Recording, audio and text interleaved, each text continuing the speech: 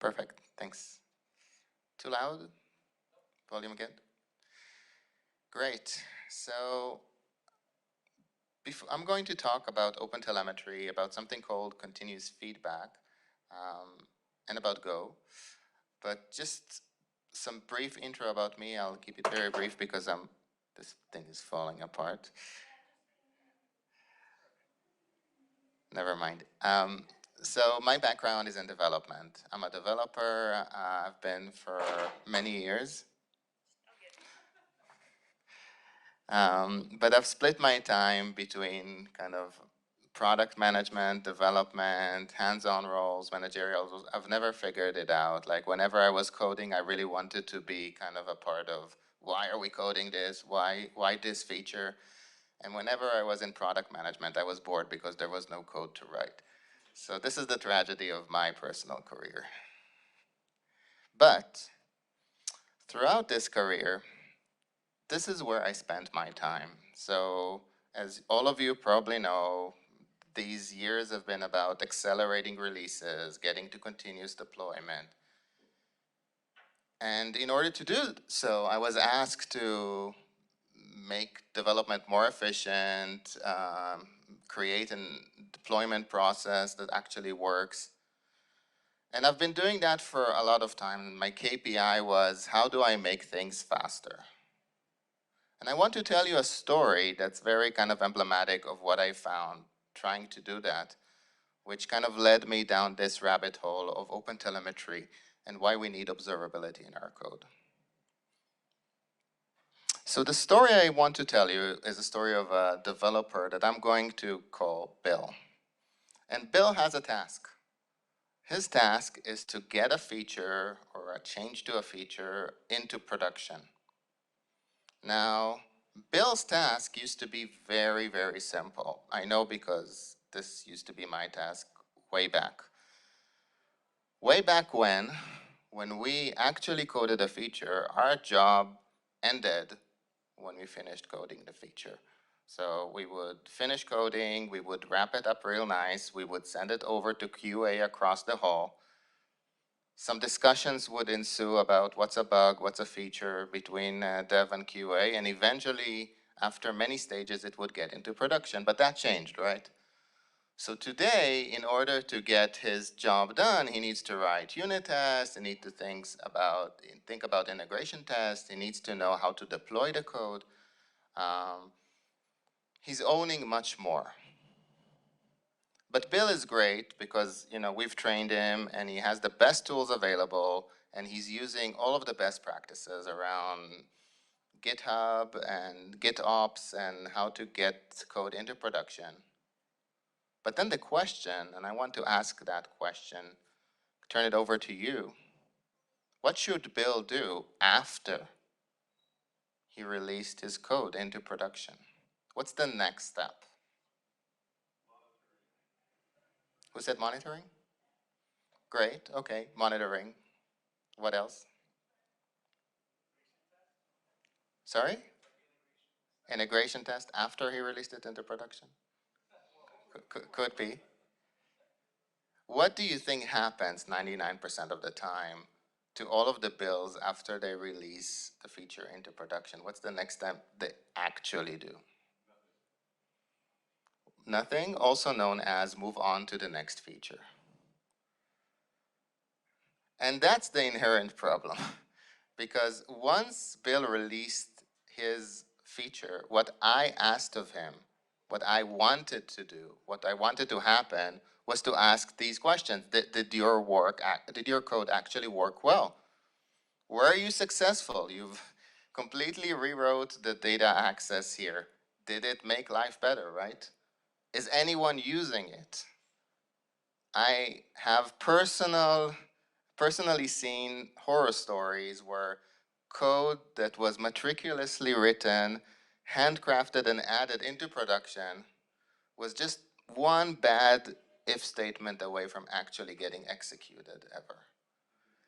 And as a result, 3 months later, we find out that it was there all along but never used, but nobody bothered to check. So this was bothering me. It was bothering me because when I looked at this chart, and there are a lot of, this is from the web, there are a lot of other examples. You can see there is a whole lot of tools for continuous integration. There's a slew of them for planning and building and operating. But there's another error here. It says continuous feedback, and the author of this diagram for some reason thought to include Salesforce as the continuous feedback tool, which is nice and optimistic. But I think the point is that we don't have any continuous feedback tools.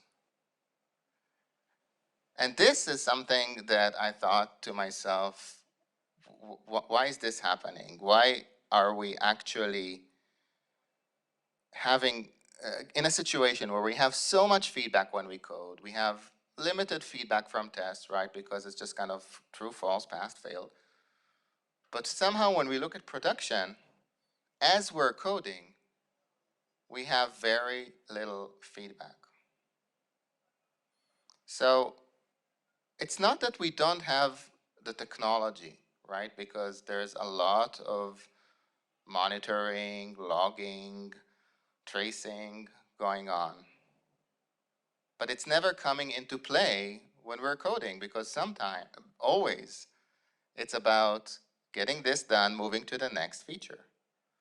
So my question was, if only we actually had access to objective data about our code all the time. And this is a perfect segue to mention OpenTelemetry. So why is OpenTelemetry important, and what is it? So to start off, OpenTelemetry is a spec. It's a spec about how to do observability, including logging, tracing, metrics. They're talking about profiling now, lots of different aspects of observability, which is basically describing how the application behaves. But I think what's really important about OpenTelemetry is not that it's revolutionary. It did not kind of shake the area of observability with new concepts or anything like that. The number one most important thing about OpenTelemetry is that everyone agrees on it. And that never happened before. So instead of having your Datadog agent and your New Relic agent and your Splunk agent and each of them kind of speaking their own language, you suddenly have this spec that is agreed to be the spec for doing observability, and all of the tools and platforms are aligning to it. And that means that if I'm writing a new tool or a platform today and I want to include observability as a part of it, I don't need to now add a million different types of observability clients or integrations. I just add one. And what we've seen with that is that it's proliferated and today is included in most platforms that you may know. So if you're using Echo or MOOCs or gRPC, it doesn't matter.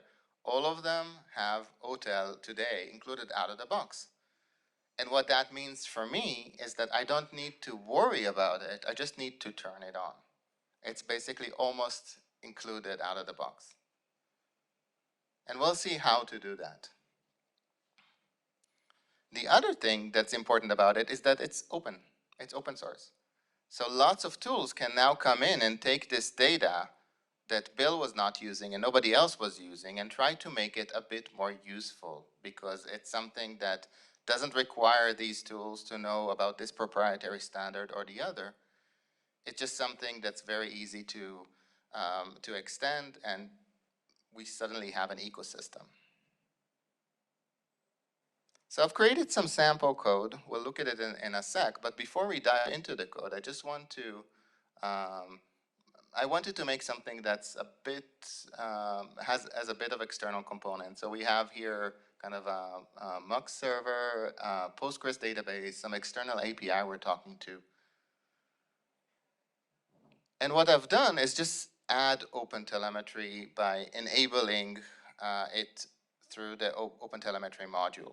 So there is some boilerplate that needs to happen, but it's very simple boilerplate, basically defining what is called a resource, which is what we're actually kind of looking at, um, setting some attributes, creating, using a specific type of tracing or sampling based on what you need, but everything is kind of included in the OTel module. So you don't need to kind of come up with that or reinvent that.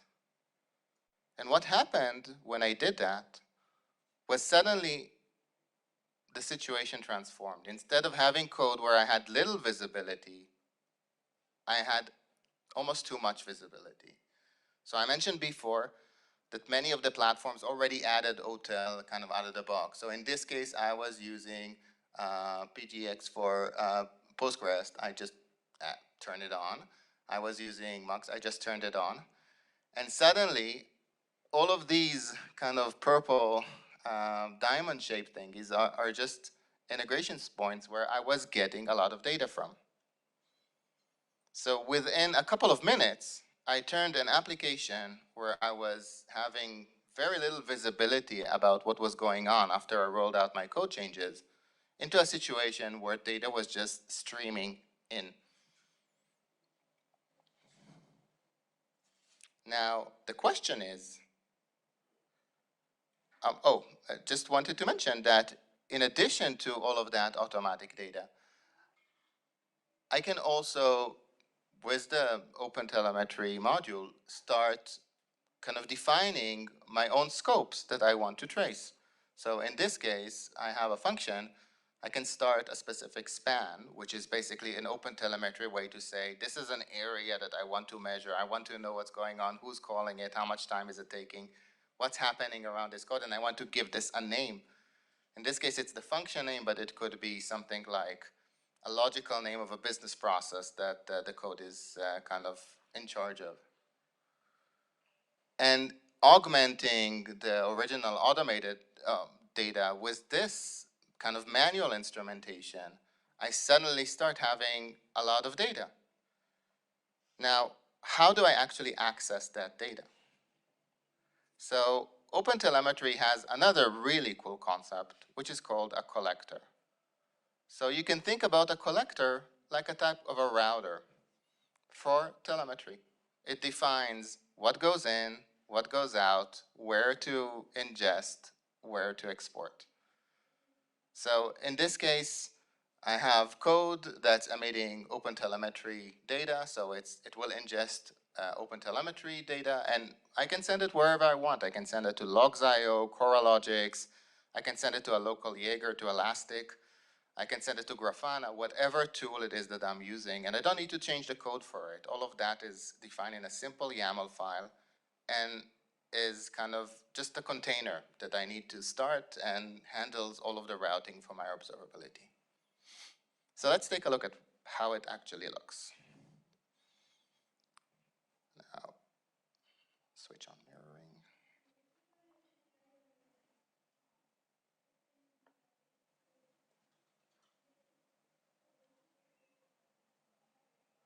Yep.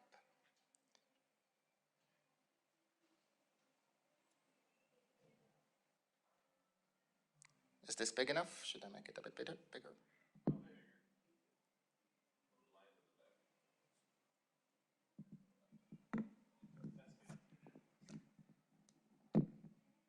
Okay. Perfect. So here is my sample code. This is just an application that I have running. The important thing is that I have set up OpenTelemetry in here, just running on a simple collector. What I had to do in order to do that was define a resource, as I mentioned, which is what am I monitoring, define that I'm actually sending it out to a specific address, and the observability itself is just a simple collector that will send it out to various sources. So, and the collector is just a container. You basically start a container, and now you have a router that's handling all of your observability. Now, when I start my application,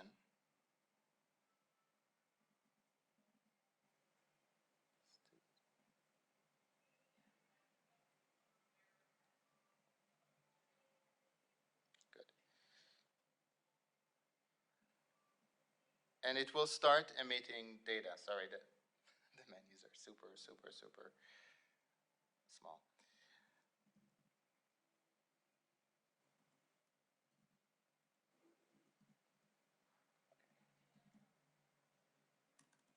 Then I will at some point want to see what those traces look like. And Jaeger is one of the tools that we have at our disposal. It's an open source tool, and what it does is it captures all of the traces from the code and basically shows me what they look like. So let me try to make that bigger.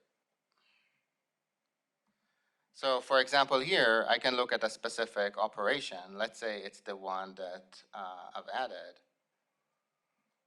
I can look at what a trace actually looks like, and I can see all the way, as you can see, from the request that was made to the database query that happened as a result of the code. So that part of the kind of problem is solved. The question is,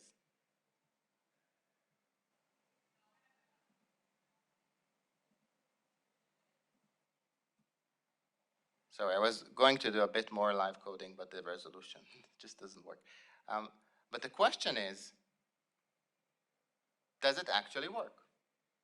So let's say you've taken this to heart. You've enabled OTel because it's easy, all of you. You've started Jaeger, and now you can see the visualizations and traces.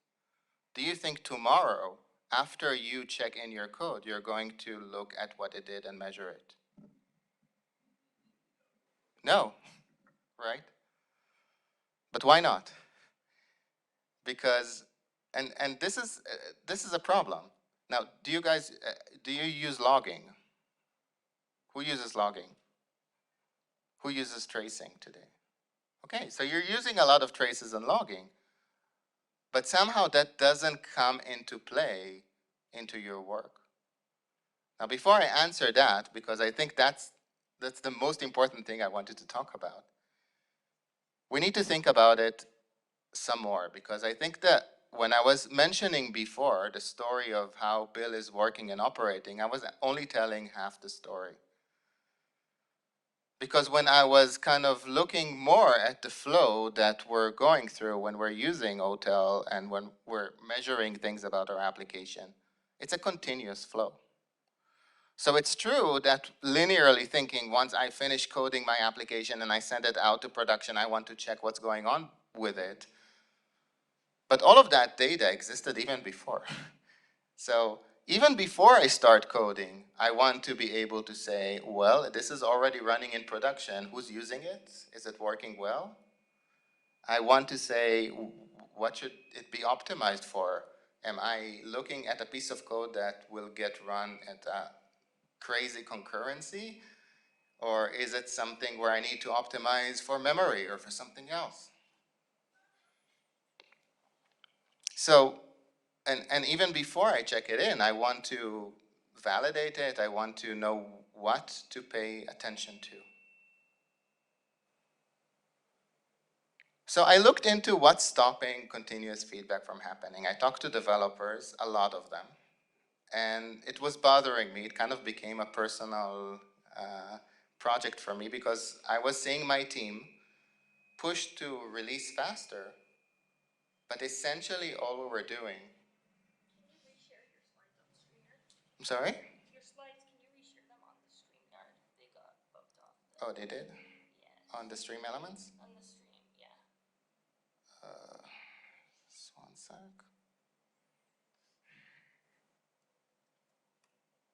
This is the crisis of having all of the tabs. Okay. Just enter the studio and share it. Share screen. Perfect.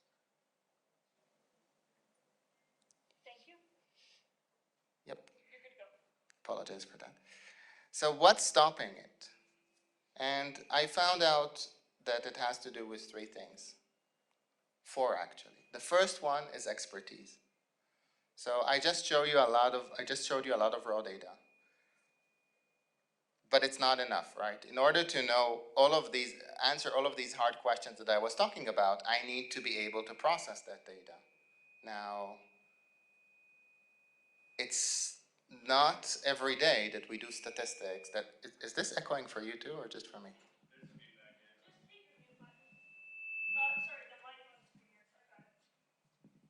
Sorry, what? You'll fix it? Anyway, so you need to be able to know what you're doing. Now, it's not by chance that I put here a picture of house repairers, because that's my personal kind of blind spot in terms of expertise. I'm terrible at that, and I will procrastinate the hell out of anything that has to do with house repair. But it's the same thing for observability.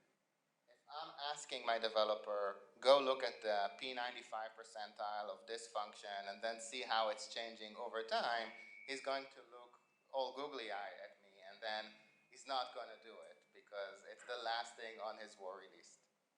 So it's not happening. He also needs to context switch and kind of check all of these nice toolings, and he by now has a lot of dashboard fatigue from it. And it's a very reactive process, right? Because if there is not an issue, he's not going to be able to do it, or he's not going to find anything, and then the next day, what's his motivation to check again? But I can sum it up with one thing. If it's not continuous, it's not happening.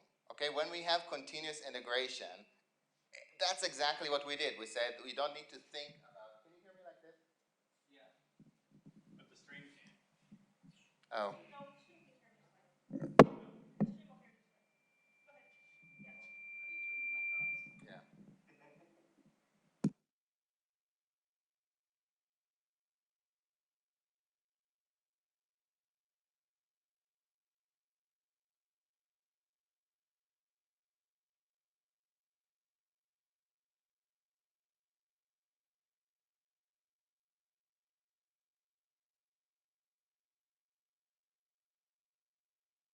You think about pushing to production, it needs to happen automatically once it goes through the pipeline.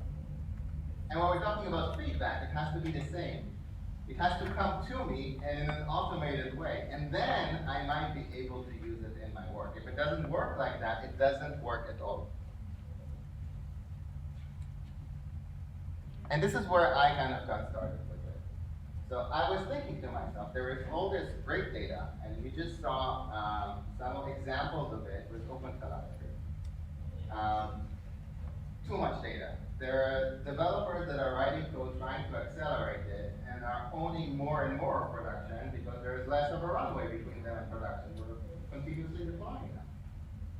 So how do we get all of that data from over there and making it very relevant over here where the developers are? How do we make something that's the inverse of a CI/CD pipeline, continuous feedback pipeline, that will actually take the data from the observability, digest it, process it, and then give me something I can use as a developer. So to do that, we started a project on GitHub, and I want to show it to you just as a concept, to kind of, because I'm happy other tools and hopefully more and more tools will start offering similar functionality. But I just want to show it as a vision in terms of how coding could work if we had continuous feedback, if we actually had all of this data from OpenTelemetry at our fingertips, and we could actually leverage that without any thought to it. So I'm going to bravely try to share my screen again. And let me know if I need to reset StreamYard or anything like that. Okay, well. Because I need to move to mirroring.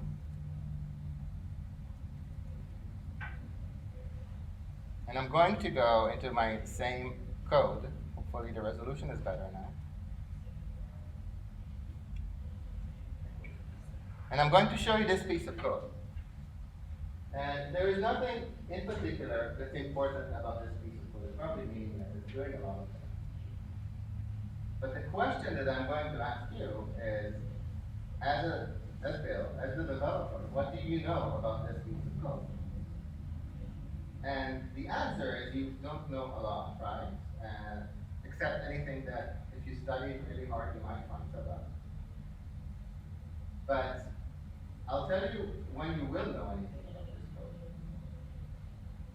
If we have an issue in production, if users are complaining of slowness, if the process crashes, if something terrible happens, then suddenly the developers will start going into all of these raw data tools that I just showed you, because they're being dragged by their ears to look at these logs and traces.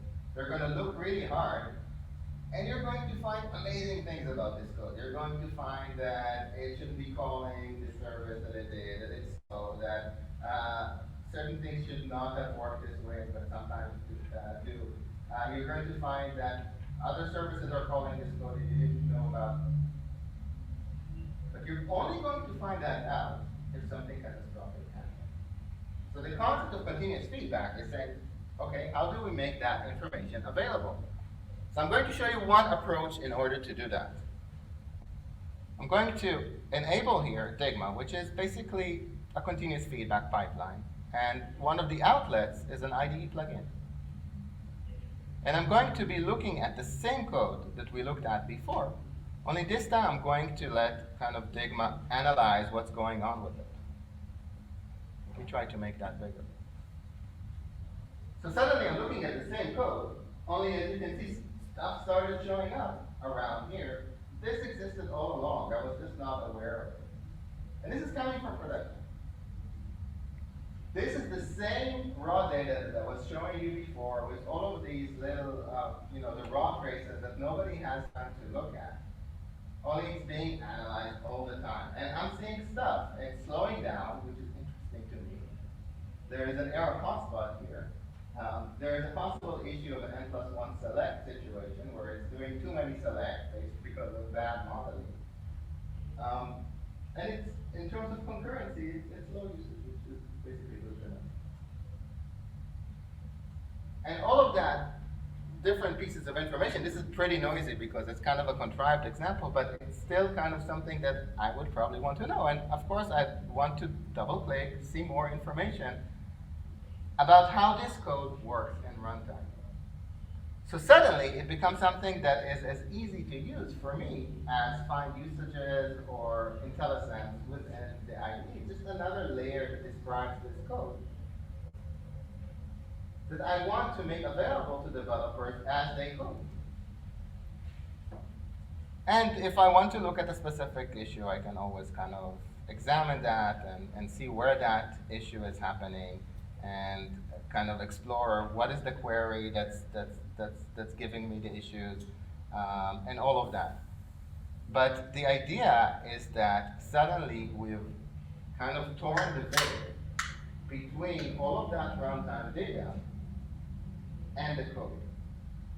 Now I'm showing you this product this is an open source project that we started where I'm showing you it not because I want you to use it specifically, but because I want to kind of open your eyes to the possibility that there is a different way to code in which we can integrate these insights as a part of our development process. That the observability doesn't need to live in dashboards, only to be consulted when something goes wrong, which is 99.9% of the time of how it's being employed today. It can be something that always useful. If I'm Bill, I want to validate my changes work well. I want to understand the new changes that I'm making fit the requirements. I want to optimize for the right things. And I want to be aware of what I'm doing. When I introduce changes, when I review them, in every step of the way.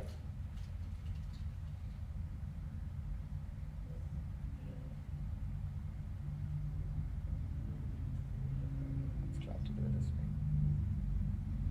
So what can you do about continuous feedback right now? The first and most fundamental problem is none of the problems that I just talked to you about. So I talked to you about the technology. Well, there is OpenTelemetry to collect data.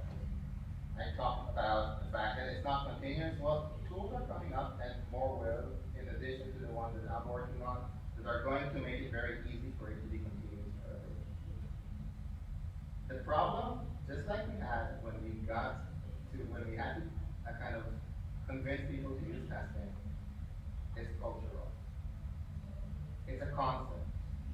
Owning your code all the way to production is a point of view that takes time for people to accept. Just like it took time for me to move from, this is a piece of code, I'm moving it to the QA, it's your problem now.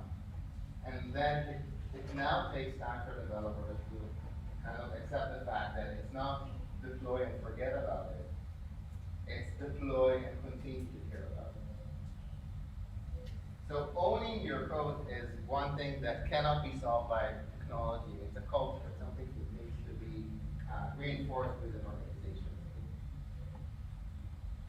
But of course, none of that matters if you don't collect data in tracing and if you don't use continuous feedback to make that accessible. The other thing has to do with ceremony. So how many of you today are using Scrum? How many Kanban? Some other, I'm sure many of you are using other methodologies. And there are many rituals that we do within Scrum or Kanban. We do Scrums, and we do dailies, and we do all sorts of things that are ceremonies that come to enforce certain practices. How many of you have feedback with you? None, right? What's the feedback? But if we don't stop, let's say once a week, and we say, these are the features we rolled out, what feedback do we have about them? Not from users, product manager. You know, as a product manager, I can tell you, product have that nailed down. They have huge amounts of, infrastructure and tools that tell them whether users like the feature or not. But I'm talking technical feature. So asking ourselves, what do we know about this feature? Is it working well? What do we need to still fix about it? If we don't do that, we start accumulating technical debt, and it just becomes a part of the pile of things that we do not care about until it goes to something. Lastly, the last thing you can do is join the thing. So continuous feedback is something new. It's something that people are just talking about it. We've started a new community around the concept of continuous feedback and the different tools that are available. And I'd like to invite all of you to join this platform. It has, right now, being a new community, it mostly has some tools that you can use, a lot of different open source tools from Jaeger to Prometheus, guides and people who wrote blog posts about their experience. But we're starting to have some discussions there as well. So it's a very interesting place if you do want to kind of join in the thinking in how we can actually make continuous feedback happen. So here's the Slack channel link. You're all welcome to join it if you want. I'll also send that in the link. So I have to leave pretty soon, but I do have time for one or two questions.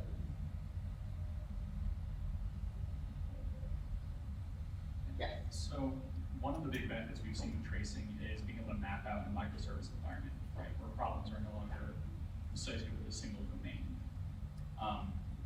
It's hard for me to kind of picture how to transition that to a developer experience, right, where if you're working with multiple projects and you're interacting. Have you given that much thought about? Yeah, let me tell you a few examples. So all I did in the past several months was talk to a lot of developers about this. And many of them talked about the fact, this piece of code over here, in run, who's actually using it? Which other microservices might break if I make a change? And it's sometimes very hard to define a breaking change, especially when you look at the data itself. So what do I need to test when I change this? Because there are these other APIs that might be used. So this was one of the use cases for that. So with that, looking at this code, seeing, okay, these are the other services that use it, gives me that intuition. But then you can take that to the next level. Are they using this code differently? Are they getting a different experience? Is the problem that I'm seeing this slowness because they're using it wrong and from that microservice only, for example? So there's a lot of ways to kind of look at it. But OpenTelemetry, is especially here in the work.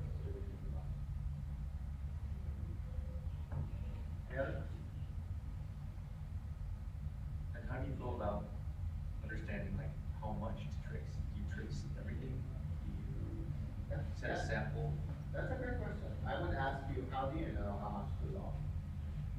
Do you log everything?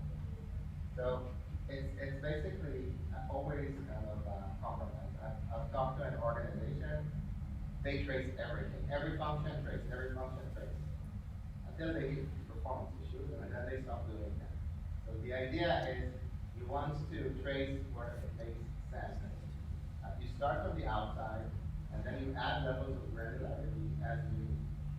What's different with continuous feedback is that you get that feedback immediately. So you add a specific trace, immediately you start seeing data accumulating, and then you know if you need to add additional traces. Perfect. So I really enjoyed talking to you about what